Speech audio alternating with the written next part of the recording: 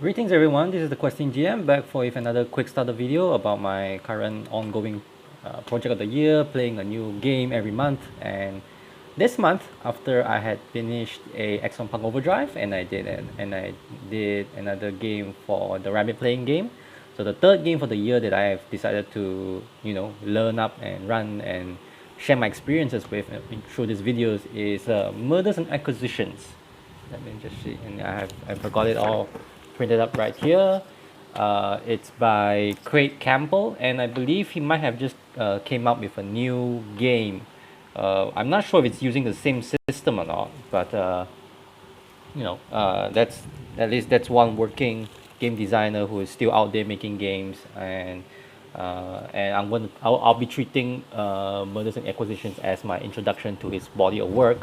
Hopefully, if I actually even get to be engaged with, we have a chance to play those games made by him. So what drew me into wanting to play Murders and Acquisitions? Well, I guess because one thing, I after I ran X1 Punk, it's a cyberpunk genre, and then the rapid playing game was supposed to be weird, and I thought maybe that I wanted to keep the weird streak going, and just try to explore a little bit more on what's out there, like what kind of crazy setting ideas that I can run as a GM, and what kind of systems are created to supplement playing in weird settings. And I guess office politics was definitely one of the more interesting ones that I I thought of, and the I guess the go-to game that most people will probably tell you when it comes to a game about office politics will probably end up to be Mergers and Acquisitions. And the good thing is they actually have a free quick start version of the rules, and I just picked it up from drive-through and gone and decided to just say, hey, okay, let's just give this one a try in terms of the weird space of games. Actually, to be on the real reality is also part of the reason is that actually I have the complete rule set of Mergers and Acquisitions.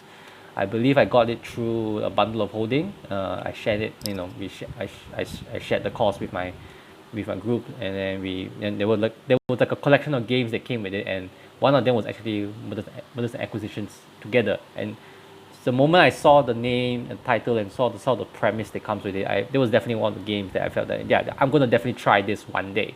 And I figured, why not today be that day, and finally dove my head in to read. And I purposely didn't went with the complete rule set version because I wanted to see how the game sells itself as a quick start and as an introduction to the core mechanics, some of the big, or at least the core mechanics and the basic mechanics, and some of the and how it presents itself into being a system for that particular kind of setting, which is for office politics.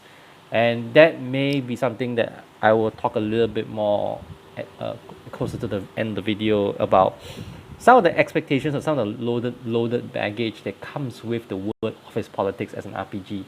But let's just uh, break down the quick start version and see what is it that it really has to offer. And if you're really you're thinking of picking it up and read it for yourself, like what are some of the things you can expect, and hopefully maybe by me sharing this video, or anyone who's watching this video who's have any interest with mergers and acquisitions, they would kind of get a gist, without having to read not a lot of pages, but just having to read anything, just to get a general idea of what you're getting into. So a quick breakdown of the quick start version of Mergers and Acquisitions. It's a 28-page PDF from Drive-Thru RPG. It's a very simple generic layout. There's not it's only the front page is a color cover, and then the rest of it is all just neat black and white, with some nice font sizing, two column, your typical standard two column black and white, and font sizing to mark the different headers and sections. Although I probably can give some props that there is actually some significant effort being done to make sure that all the arrangement of sections are actually quite neat, from what people may not expect from, or may not pay attention to. But it can be a very glaring layout, design or misdesign, if not done properly.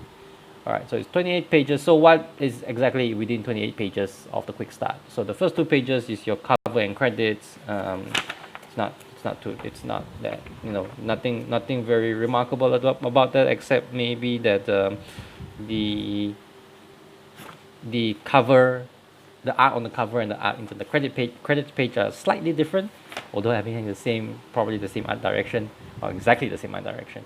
Then we go to page 3 and 4, which and this is pages by the PDF, not necessarily by the printed out result. Although for some reason my printer decided to print everything on a single page rather than two-sided, so yeah, that probably corresponds to the same thing.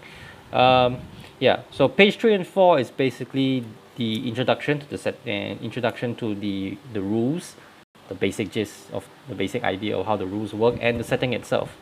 And I guess that's kind of where the whole premise of Mergers and Acquisitions, that it takes place in an alternative fictional Earth, where corporate culture is more exaggerated, as the way as the designer terms it. It's more exaggerated, more literally more cutthroat, and more extreme in terms of execution of what are the ambitions. Then between page 5 to 14 is basically the core, I would say, the core of the entire quick start, which is just the rule system. So there you get explanation of the skills, which is basically the entire long list of skills that's available in Mergers and Acquisitions, and how do the skills work. So I'll talk more about that when I get into the core mechanics about the system. For now, let's just continue on with the breakdown. So page 15 is just a single one-page supervisor guideline, which is basically supervisor being the GM term for M&A. But there's no actual guidelines or rules for the supervisor or the GM, except for just a one-page description of an organization, of a corporate company, and in this case it's named by the name of Preston Steel Incorporated. Yeah, so I'm not exactly sure why this falls under supervisor, why this falls under the section of supervisor guidelines. I'm guessing this is probably what the term was used in the main core rules. But as far as the information that's provided on Preston Steel and within the supervisor guidelines, it's just more like fluff, and and there's not really much to go on for the supervisor to use or to understand, except in relation to when you get into the quick start adventure that comes with it. I should also mention that in page after the supervisor guidelines on page 15, you will have a quick rules summary, basically a cheat sheet of all the rules that has been explained so far. Yeah, but there's a quick rule summary here. That basically, if you really only have like 10 minutes to learn the game, it's practically all just stated right here. It's summarized in here very quickly, in very simple languages, very concise, very easy to understand.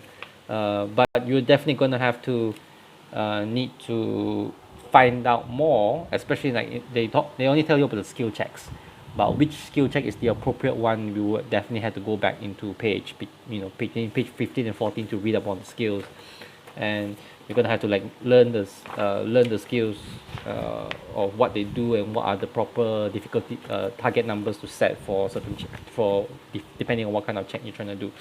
But it's still good. I still think it's very good, even for a quick start, to GM or to give to the players, to just make sure that everyone has a quick reference point of the rules that have been explained thus far. I mean, even though the pages takes up only like 5 to 14, which is about only like I would say like maybe 9 pages to explain the rules. But especially for a quick start, 9 pages is still a lot of rules to absorb. It's still a lot of rules to digest, and still a lot of rules to explain as well.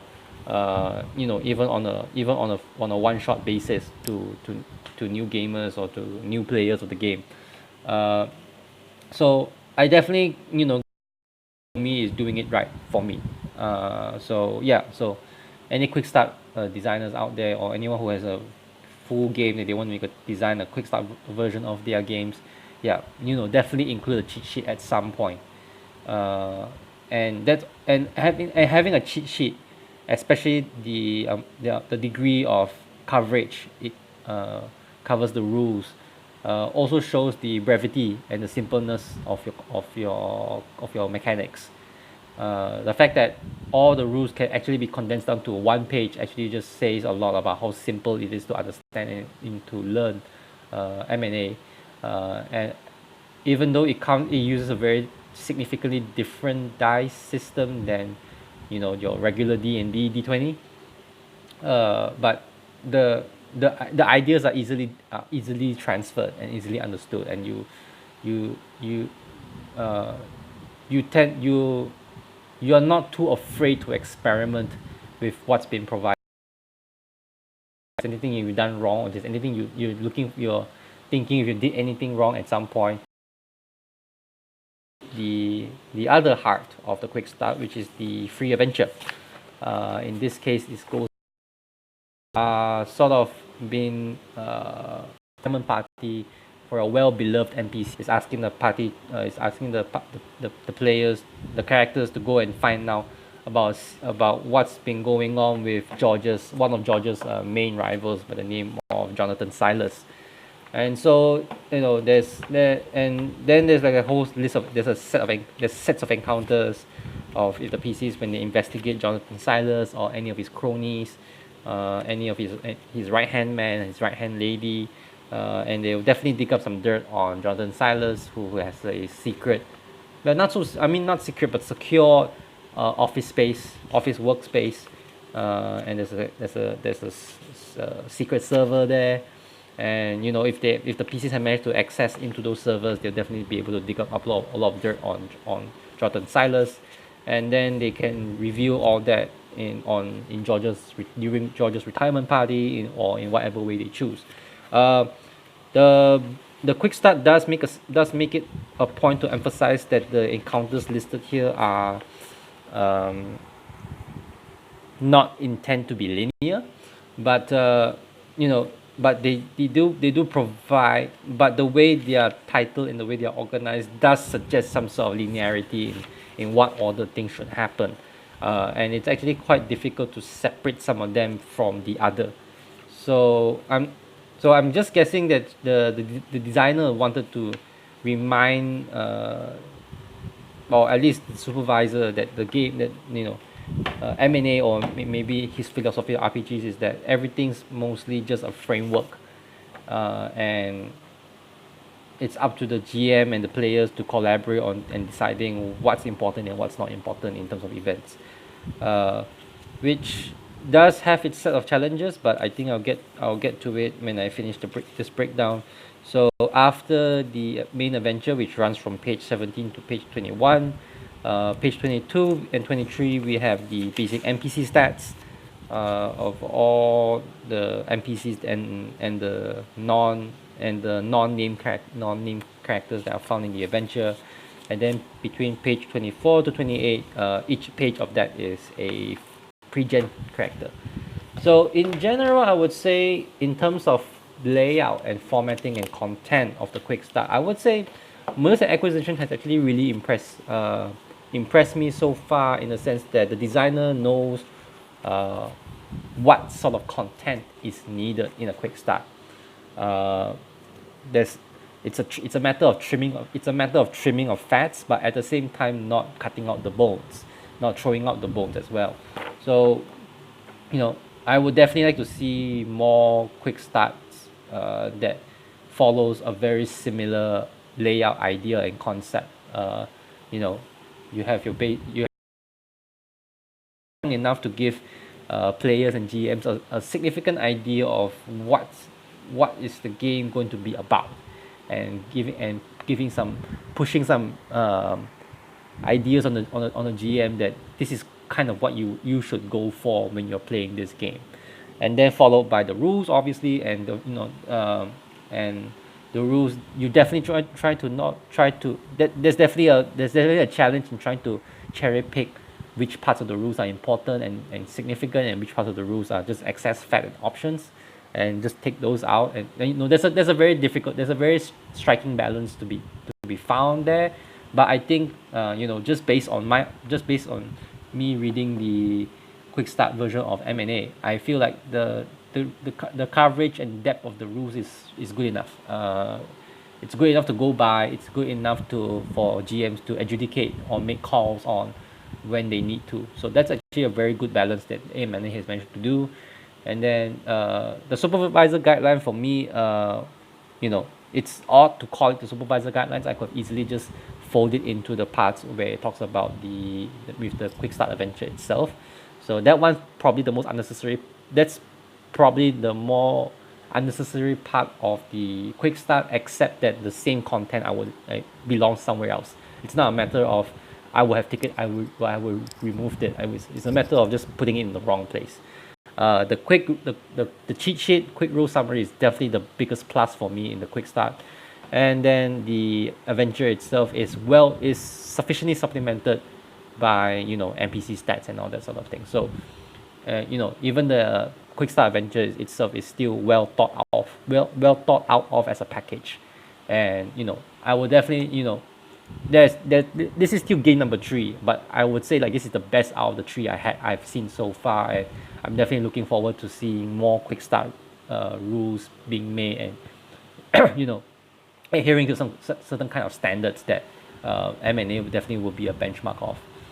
All right, so what is the core mechanic of mergers and acquisitions? All right, so it's basically a target number based system, which is different from what I was playing before with Exxon Punk, which is a percentile based, but obviously you roll under, and Rabbit playing game was an interesting skill or task resolution mechanic where that the players do know there is a fixed number and the number is always constant. It's a matter of modifying your roll to always beat that constant number. So M&A falls in, and the players are the one who has to roll their dices to beat the target number. And obviously obviously M&A is not so straightforward, in the sense that it's like a roll 1 die plus modifier, beat equal target number, and therefore result of success or failure. Or failure to do so is equals results to failure. Mergers and acquisitions uses 2 dices. So the one is called the skill die, which is a variable depending on the character's proficiency level with the various skills. So depending what levels they are, they can increase the die size. And I think the maximum die size goes up to 12, but none of the pre-gens start at 12. The maximum for the pre-gens, the maximum is only a D10. And then that is the skill die, and they're always followed by a synergy die, which is always a D6. Now this one would probably, anyone who is familiar with the age system would immediately see the similarities. Basically, so you roll you roll the skill die plus your synergy die, add the result together, and find out does it beat the target number. So the average target number here being is 7. And obviously, depending how complex or difficult the task is, the target number would definitely go up the ladder in that sense. Now, where the synergy dice feels most familiar to people with age system is that that is basically your critical or your fumble die, which is pretty much the same with the age system, in the sense that if you get a success and a 6 on your stun on your dragon die or whatever you want to call it, you get stun points, and therefore you can perform extra feats beyond the normal success. So M&A definitely uses the same thing. A success with a 6 on the synergy die results in not just success, but in the thing called a boon. and the opposite would be if you get a fail with a synergy die of 1, you obviously get a thing, you get a critical a fumble called a botch. And the book actually does give some good pointers. I mean, not the book. The quick start rules actually does give pretty good pointers on uh, what constitutes as a boon and what constitutes as a botch. Like what are the extra benefits to give for boons and what extra benefits to give for botches. And they actually sort of built that into some of the skills description as well. So that's actually pretty decent amount of information and complexity put into the quick start rules. But I guess that's because that's the selling point and the core mechanic of the whole die.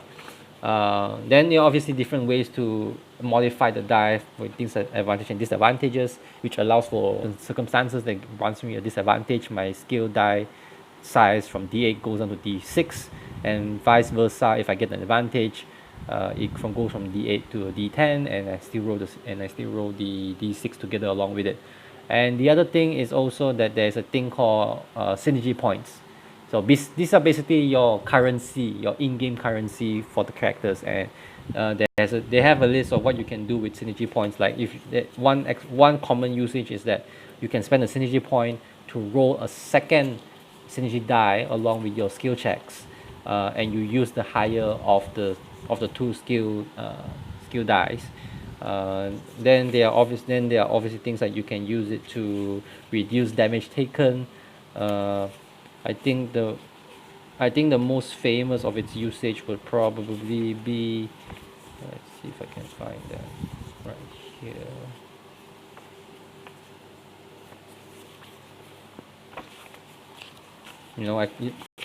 Since I can't find it on the actual rules itself, I'll just refer to the cheat sheet.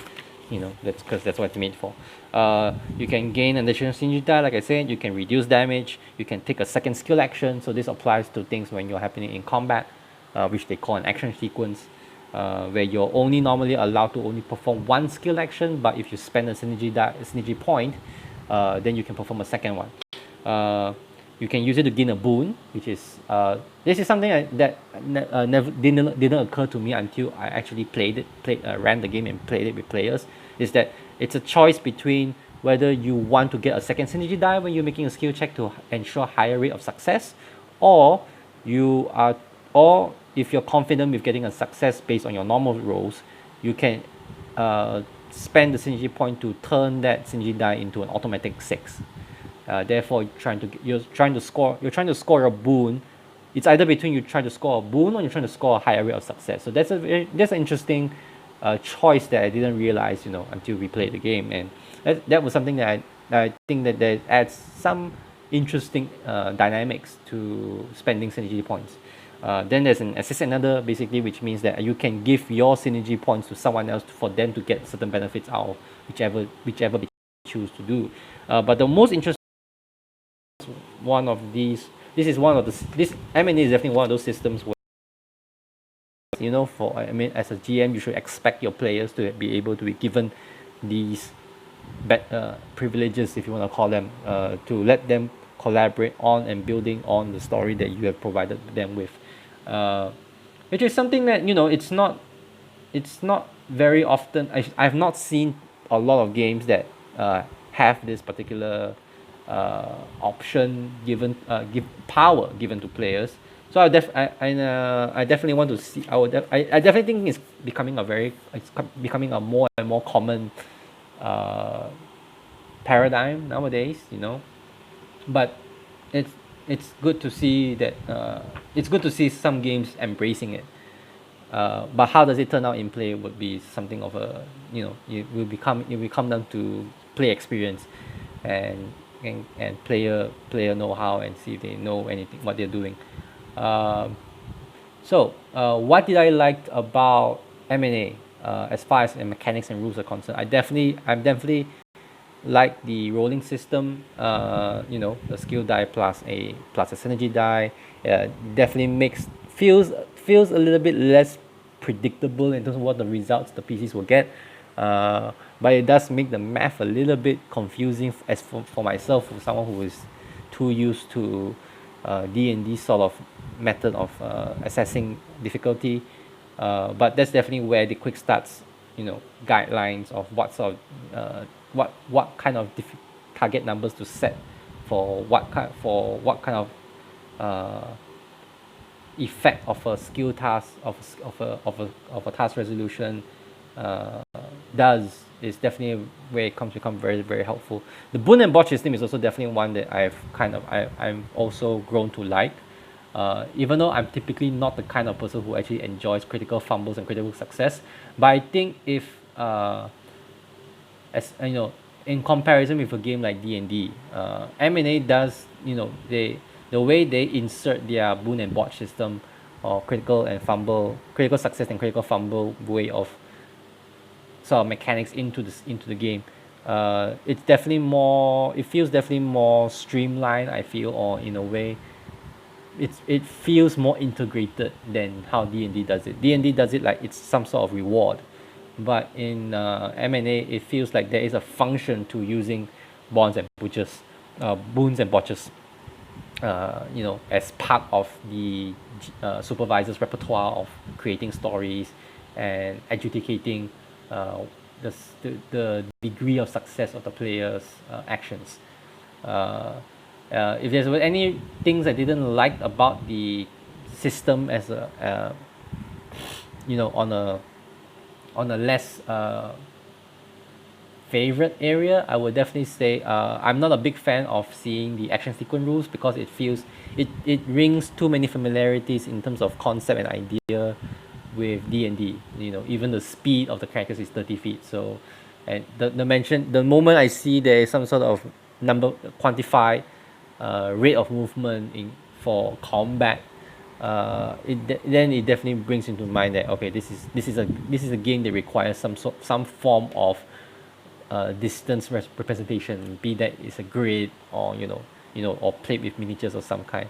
And I definitely think that's definitely off tune with what M&A, the flavor of M&A feels to me. I feel like this is definitely a game that thrives on being purely theater of the mind, and you don't that it just introduces unnecessary complications or complexity to elements of the game that I wouldn't think would be that too important for a game of M&A. And they even have things like what happens when you jog or what happens when you run. The combat system by itself, the actual roll roll to hit mechanic along with the damage system is fine by me. In fact, I kind of think I kind of like it in a way of its simplicity, and it's also its sense of realism in a way. Uh, but the the it's only the distance and movement sections of the rules that I was very very hesitant to use in the actual running of the game. uh, how was it like to prep for the adventure of M&A? I'll be quite honest, I did struggle quite a bit to prep for the adventure, Goodbye George Bertram. Only because the introduction and the pointers that was given made it quite hard for me to swallow, and also quite hard for me to introduce to potential strangers, because I was playing it with on a public event, and I felt the hook wasn't strong enough or wasn't convincing enough for players to just sort of latch on and say, oh, okay, that's just how the way it is, and therefore we will not be engaging in activities that are not related to what the rest of the adventure is about. Uh, so I really had to crack my head a little bit, try to figure a way out to sort of weave the narrative ideas a little bit more tightly and and more constrained, and so that I can put players into perspective. I did think of just saying like, okay, you guys are all interns of the same under the same boss, but when I started reading the pre-gens, I felt that these guys are not interns by any means, and I don't want to just like modify the backgrounds of the characters that were given. So I really had to work my way around it, and a few episodes of I had to watch a few episodes of The Office to really uh, uh, put the whole things together in the proper mesh. So yeah, so despite the simplicity and the flexibility that the Quickstart Adventure gave, did it did come with some challenges into making it more coherent and more convincing just to start with. And I felt that if I didn't have a strong hook in the beginning, it would just turn the whole it will be just a downhill from there, because when if especially in an office environment, and especially if you have players who are very familiar with a corporate office environment, they may think that this game is all about PvP, and that was actually something that I really had to fight against the uh, sentiment against for people who when they saw M&A, that this is about PvP, this is about one player trying to outsmart the other just to get that promotion in the office of some kind, which I won't deny that's actually compelling, uh, a compelling idea or way to play office politics game, but if you read the introduction of M&A, it actually doesn't encourage that sort of behavior in to a certain degree, or into or that shouldn't be the primal or basic instinct when playing M&A. This is not a PvP game by any means. In fact, it's actually probably there's more reason why you want to be cooperative with your other players, because you need to have different people from different sections or different departments watching each other's back, so that you all both can thrive together rather than perish alone. So that was something I was really worried of, because when the organizer of the event was introducing PvP to as part of his promotion campaign, he quite heavily emphasized on the PvP elements of it, which really worried and bothered me, that uh, no, I don't want to end up having to re-explain or change the expectations of the players when they come to my table and telling them this is not PvP. It's actually imperative that you work together, otherwise you're all gonna really suffer. And I would think that if they went the PvP route for this quick start adventure, it would have been really messy, and I don't think I would have gotten the outcome that I had with the adventure than I actually did with on the actual day itself. So that's definitely one urge to fight against, when talking about M&A. It can definitely go in the direction of a PvP, but I don't think the designer had that as the core conflict of the game, that it's PvP. It's about you surviving in the office environment together, rather than you trying to outdo each other in the same office environment. um, so I ran. So after that, I did one thing I did felt, uh, while prepping for the quick start adventure, that was pretty, a pretty interesting learning experience, was that it definitely, I guess that's kind of part of the reason why, is because of the way the adventure is written, the way it's organized into different, like each encounter is its own, it's supposed to be its own standalone, and they have little bit of information in each different encounters. So it sort of helped me to organize what's important, or what's like major plot points for each encounter, and how the players can get from one encounter to the next. So even though I had to make it a bit more linear in some sense, with minor places with branch that leads to branching points that would lead to encounters that I know they would go for. Uh, it definitely made it easier in a way that I could organize each encounter by the skills that were required, and what were the outcomes of successes with those skills. And some of them will provide straight out from the Quickstart adventure, but those that didn't, was still able to look at I just created a table of the skills. I created a row of the encounters, and I just started looking at each encounter and say, okay, this is probably where this skill will be most useful in this particular encounter. So it really made it easier to have a map of what are the challenges and what are the rewards that comes with each encounter. So I'm not sure if that's what the intent of M&A is, but if I were to prep for future M&A sessions, I would definitely be going in that direction of prepping for it. So I guess in some way that's kind of like kudos to how the adventure itself is written uh, by the designer. I mean, like he put that idea in my head of how to organize it, and I definitely and I'm feeling more comfortable knowing what's the big picture of an adventure than with other rule systems, like for example D&D or X1 Punk. So I ran the game. It was only about a 4 hour. It was about a 4 hour session. I had to cut short one encounter. I had to cut one encounter off from the actual adventure itself, which is probably now by hindsight is probably the most regrettable part that I should have cut off. I should have cut something else in replacement for that. Was definitely one encounter that involves combat. So I did not get to use the combat rules at all in in that running of M&A. And and I the reason why I cut it off is I felt that that was probably not a essential not an incentivized mechanic to use in M&A. But as I talked to my players after the session, I gathered their feedback. I asked some really specific questions about what they found fun about it, what they found lacking about it, and I would say a good majority of them felt that the title says M&A. Why is there no M? Why is there no murders happening?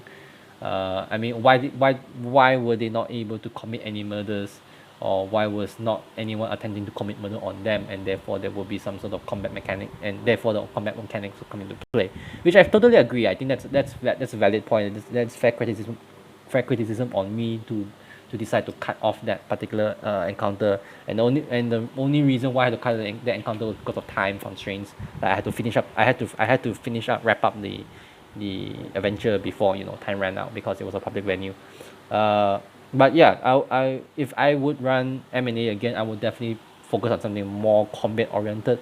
Who knows? I might try to use M&A to run the RPG equivalent of the Belko Experiment. If you haven't seen that movie, it's basically just a bunch of office workers trapped inside the building, and they have to kill each other, battle royale style, just to get a final survival. I think I haven't watched that movie, but the premise the premise is fully shown in the trailer. So if you watch the trailer, yeah, you would definitely say like, hey, what if I do the exact same premise with M&A? Let's see what happens. And that's probably my next idea if I want to run M&A again. So overall, my experiences with M&A, I would definitely say is started off with some challenges, yeah, for sure, but that only in terms of the prepping part of the adventure. But other than that, everything I would say is it's pretty smooth sailing. Understanding the rules was simple, but also had a good amount of depth and complexity to it. So it def and these are very elegant rule design, in the sense that it's simple to understand, but the flexibility and the possibilities are so much wider than you anticipate. uh, you know my players generally, I think, had fun, despite the few disappointments that they had, or unmet expectations that definitely falls more on me as GM rather than the rules. um and yeah, overall I think it's both a good experience in terms of nothing. I didn't There was no negative outcome that came out of it. I think everything came out as expected, if not less. uh, and players had a good time. That's fine, that's also fine by me. And it still feels fresh and interesting, that there's still so much more that I want to explore.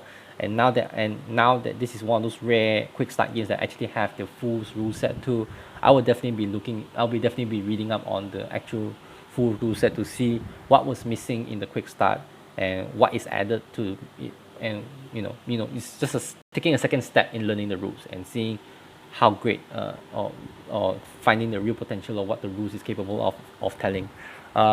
It's definitely given me some perspective about how to run office politics games. There are certain appeals of running office politics, certain angles that you should go for. And I was also thinking of things like how, like, there are different ways, there are different factors, or different uh, yeah, I would say factors in making different types of office politics games.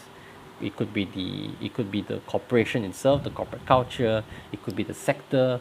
It could be the size of the office or the main of move of interaction. It could be the tone because M&A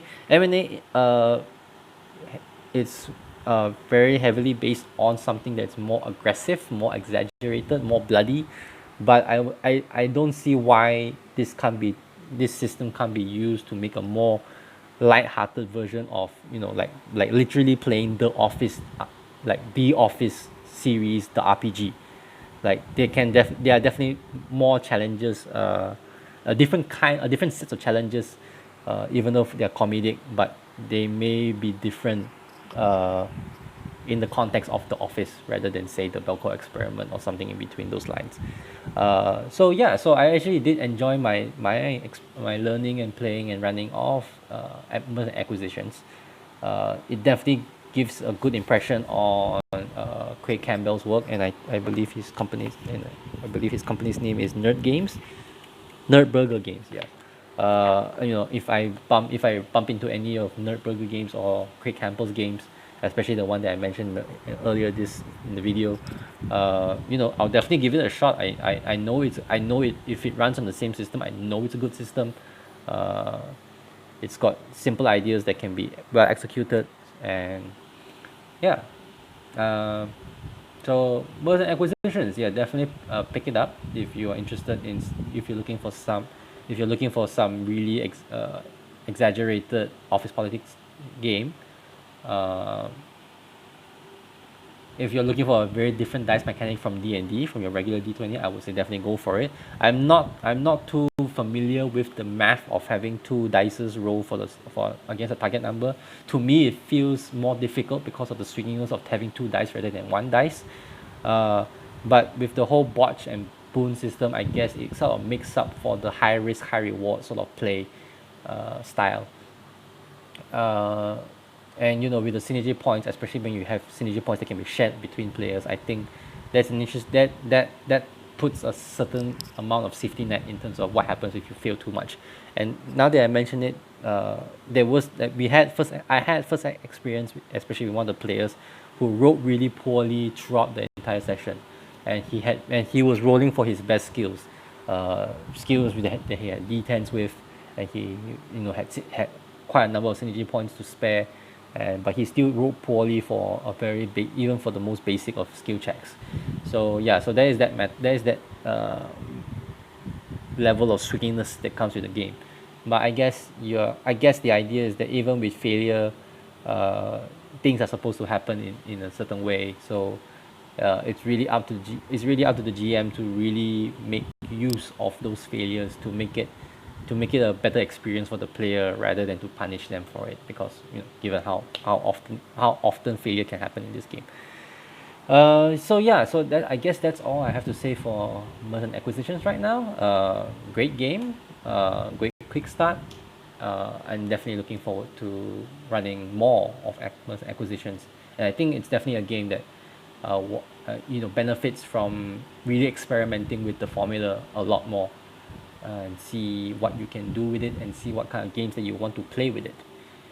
So yeah, I'll definitely be dropping a link to the quick start in the description of this video, and you can pick it up for yourself for free at Drive Through RPG at any time, if you're interested. So I guess this is the Question GM signing out for now, and I'll see you in my next quick starter video for my next game, which I'll review maybe in the next in a couple more videos away from now. So this is the Question GM signing out for now. Bye.